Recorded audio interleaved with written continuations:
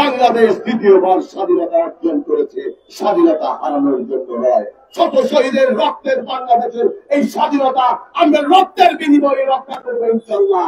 ভারতকে আমি স্পষ্ট কণ্ঠে জানিয়ে দিতে চাই, বাংলাদেশের বিরুদ্ধে সকল ষড়যন্ত্র বন্ধ করে নিজের দেশের দিকে নজর দিন। দুর্গিনী এলাকা পরীক্ষা দিলে কিন্তু সাতটা রাজ্য বিচ্ছিন্ন হয়ে যাইব, মনে রাখবেন। গতকাল কিন্তু 7 রঙের পতাকা মণিপুর দেখা যাচ্ছে।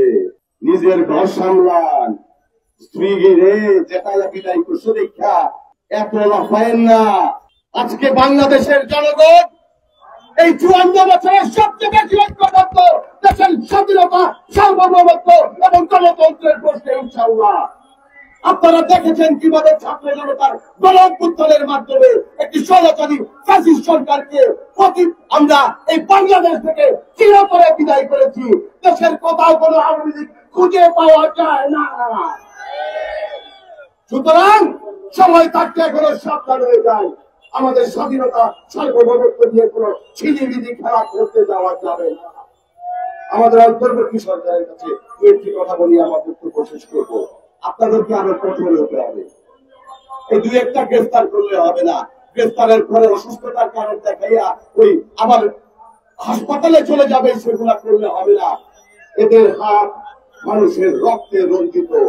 এই খুনিদেরকে যথার্থ বিচার করতে হবে বাংলার মাটিতে। এদের বিচার নিশ্চিত করতে হবে। এবং আজকে আমরা তত্ত্বাবধায়ক সরকারকে সময় দিতে চাই। ছাত্র জনতার দাবির মুখে তারা একটি ক্রান্তিকালের মধ্যে দেশের ক্ষমতাভার গ্রহণ করেছে। আমরা তাদেরকে যৌক্তিক সময় দিব। মৌলিক সংস্কারগুলো করে বাংলাদেশের ক্ষমতা দেশের জনগণের ভোটে নির্বাচিত সরকারের হাতে হস্তান্তর করার জন্য একটি রোড ম্যাপ প্রকাশের দ্রুত দাবি জানাচ্ছি। আমার স্বপ্নের বাংলাদেশ গঠিত হবে দেশনায়ক তারেক রহমানের ঘোষিত 31 দফা বাস্তবায়নের মধ্যে দিয়ে ইনশাআল্লাহ।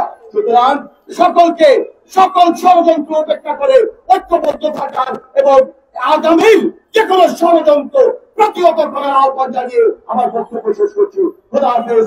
বাংলাদেশ জিন্দাবাদ, বাংলাদেশ ঐক্যজোট জিন্দাবাদ, বাংলাদেশ জাতীয় দল জিন্দাবাদ। সংগ্রামের সাথে বন্ধুগণ,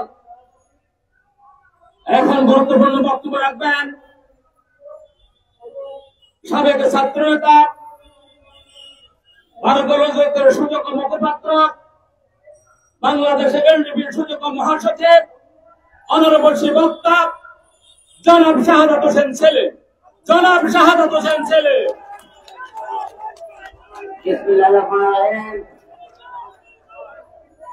ভারতের প্রতিরক্ষা মন্ত্রী রাজনাথ সিং এর বাংলাদেশ নিয়ে গুরুত্বপূর্ণ বক্তব্যের প্রতিবাদে 12 দলীয় জোট কর্তৃক আয়োজিত আজকের এই প্রতিবাদ বিক্ষোভ সমাবেশের সম্মানিত সভাপতি, সম্মানিত প্রধান অতিথি, 12 দলীয় জোটের প্রধান জনাব মোস্তফা জামাল হায়দার, 1969 গণ আন্দোলনের নেতা এবং বর্ষীয় নেতা জনাব মোস্তফা জামাল হায়দার, উপস্থিত আছেন মৌসুম জননেতা বিপ্লবী কণ্ঠস্বর বিএনপি চেয়ারপারসন উপদেষ্টা জনাব জালালউদ্দিন ফারুক, উপস্থিত আছেন 12 দলীয় জোটের সমন্বয়ক অত্যন্ত পরিশ্রমী জননেতা জনাব সৈয়দ হাসান হুদা সহ 12 দলীয় জোটের নেতৃবৃন্দ এবং কর্মী ভাইরা, আসসালামু আলাইকুম।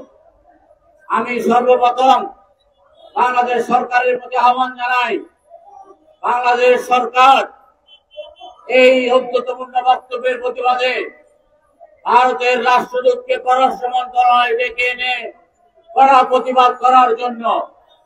কারণ বাংলাদেশ যুদ্ধ করে স্বাধীন করেছে। বাংলাদেশের সেনাবাহিনী বিশ্বের অন্যতম শ্রেষ্ঠ সেনাবাহিনী।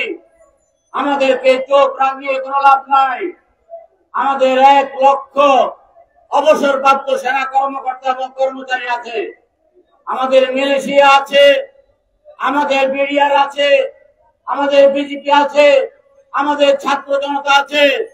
ভারত যদি আমাদের দিকে চোখ রাঙিয়ে কথা বলে, সেই চোখ উপড়ে ফেলার মতো ক্ষমতা আমাদের ইনশাআল্লাহ আছে। ভারতকে সাবধান করে দিতে চাই, আপনারা অনেক শোষণ করেছেন, অনেক শাসন করেছেন। আপনাদের 5 টাকা কুকুরকে ক্ষমতায় বসিয়ে দীর্ঘদিন আমাদের ভোটাধিকার বঞ্চিত করেছেন। দয়া করে আর চোখ রাঙাবেন না, বাংলাদেশ নিয়ে আর ষড়যন্ত্র করবেন না। গত 15 বছর তিল তিল ঘাম রক্ত দিয়ে আমরা এই সরকারের বিরুদ্ধে একটা রাস্তা তৈরি করেছি। আমাদের অসংখ্য নেতা কর্মী খুন হয়েছে, জেলে গিয়েছে, বিদেশ পালিয়ে গিয়েছে, কিন্তু বাংলাদেশ জাতীয় দলের সাথে বেইমানি করে নাই, সব সময় আন্দোলন সংগ্রামে ছিল। এই কোটা বিরোধী আন্দোলন নয়, এই আন্দোলন স্বৈর শাসকের বিরুদ্ধে আন্দোলন। এই আন্দোলনে আমাদের সমস্ত দলের নেতা কর্মীরা তাদের বুকের তাজা রক্ত ঢেলে দিয়েছে, যে যেখান থেকে পেরেছে এই আন্দোলনকে সফল করার জন্য ভূমিকা রেখেছে। এই আন্দোলনের প্রেক্ষিতে শেখ হাসিনা পালিয়ে গেছে। শেখ হাসিনার এই অপশাসন কতটা নিষ্ঠুর এবং নির্মম, কতটা দলীয়করণ আপনারা দেখেছেন, যে বাইতুল মোকাররমের ক্ষতি করে।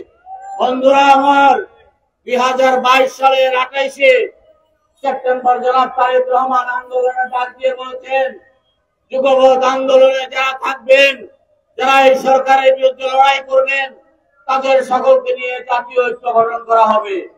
তিনি গত কয়েকদিন আগে পুনরায় বলেছেন যে 1971 সালে যুদ্ধ করেছে দেশের ছাত্র জনতা, কৃষক, শ্রমিক, সেনাবাহিনী, কিন্তু শেখ মুজিব এসে বাংলাদেশ দখল করেছে।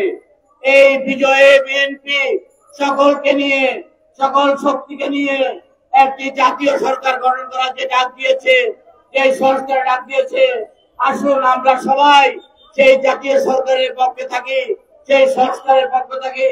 নিজেদের মধ্যে কোনো ভুল বোঝাবুঝি, কোনো বিভ্রান্ত না ছাড়াই আমরা একে অপরের কাছে কাঁধ মিলিয়ে 16 বছর যেভাবে লড়াই করেছি, আগামী দিনে আমরা এইভাবে লড়াই করতে চাই। তত্ত্বাবধায়ক সরকারের উদ্দেশ্যে বলতে চাই, আপনাদেরকে আরো কঠোর হতে হবে, আপনাদেরকে আরো শক্ত হতে হবে, আপনাদের কর্তৃত্ব প্রতিষ্ঠা করতে হবে। আমরা আপনাদেরকে সর্বতভাবে সমর্থন করি। আপনারা প্রয়োজনীয় সংস্কার করে অচিরেই একটা জাতীয় নির্বাচনের ঘোষণা দেন, কারণ দেশের পুরোপুরি সংস্কারের দায়িত্ব জাতীয় রাজনৈতিক দলের। আপনাদের সবাইকে অসংখ্য ধন্যবাদ। আমাদের প্রধান অতিথি এবং প্রধান বক্তার প্রতি আন্তরিক কৃতজ্ঞতা, আপনাদের সবাই প্রতি জানাই আন্তরিক কৃতজ্ঞতা।